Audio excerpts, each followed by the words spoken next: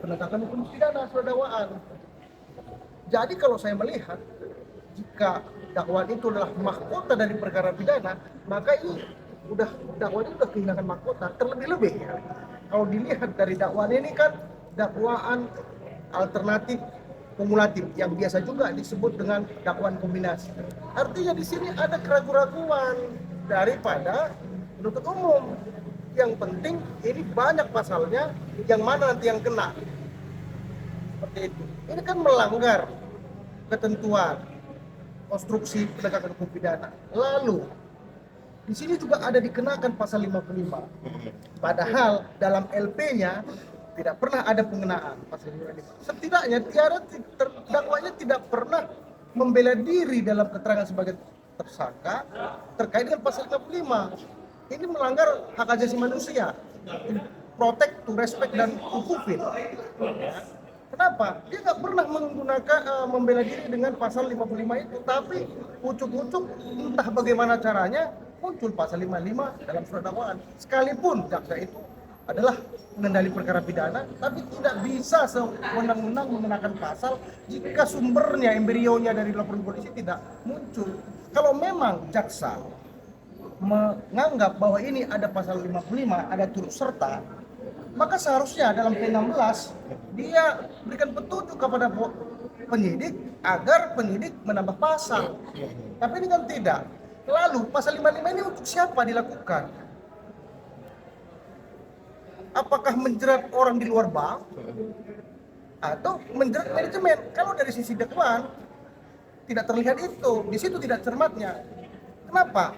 Terdakwa sebagai bawahan tidak bisa secara sistem, baik regulasi, baik undang-undang, baik SOP, itu tidak memungkinkan seorang karyawan bank bisa melakukan transaksi sendiri. Ya, itu. Jadi pasal 55 kalau benar dikenakan, ini mengerucut pada manajemen. Apalagi saya mendapat informasi puluhan orang sudah kena sanksi-sanksi administratif terkait dengan peristiwa ini. Lah, kok mereka cuma kena sanksi administratif?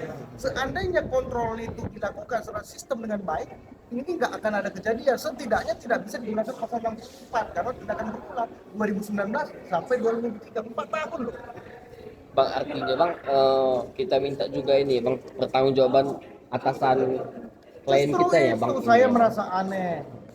Yang memposisikan sebagai korban malah pimpinannya. Siapa korban? Apa korbannya dia? Justru dia berpotensi bagian daripada turut serta tadi. Mengetahui jelas berarti Ya, bang ini. paling tidak dia willing and waiting-nya ada, mengetahui dan membiarkan satu transaksi ini. Iya. Jadi kita sebagai nasabah misalkan, kalau seperti ini kondisi manajerialnya, ya kita nggak ada keamanan secure dong dalam tabungan. Hukum bang untuk ke pihak manajemen atau pimpinannya? Oh, kita lihat nanti perkembangan.